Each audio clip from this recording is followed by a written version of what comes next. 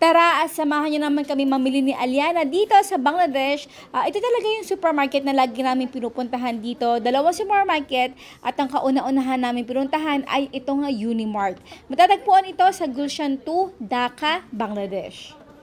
Ang kadalasan ko na talagang binibili dito ay yung syempre yung mga hindi ko nabibili sa local na supermarket malapit sa bahay namin. Katulad nito nga croissant, cinnamon, at mga noodles at mga imported goods.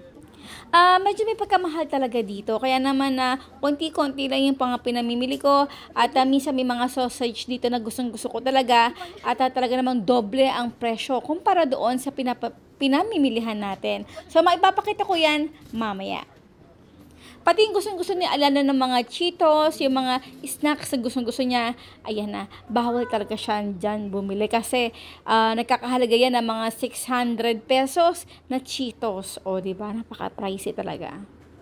Ito naman ang mga pinamimili ko, mga squid ball, chicken, wala pa lang squid ball, chicken balls, at meron dyang pastry na dough at napakamahal talaga. Sa 200 grams, ito ay mabibili ng mga 500 pesos.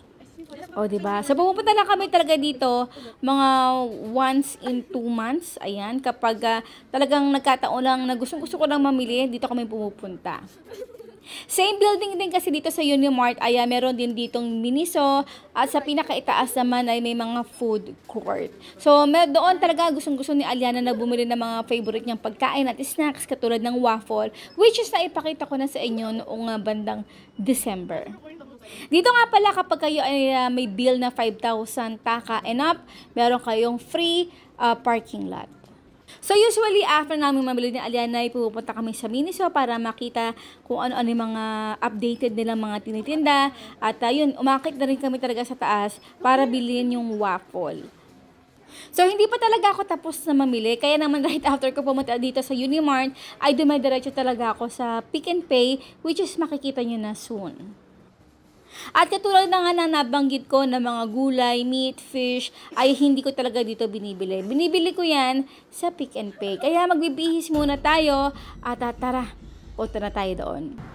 At tara naman, ito naman ang tawag ay Pick n Pay na supermarket. At napakalapit lang nito sa amin, mga 900 steps one way. At ayan, dito ko talaga bumibili ng mga gulay, mga fish, meat, at kung ano-ano pa talaga na mura. Mas mura dito kaysa sa doon sa Unimart.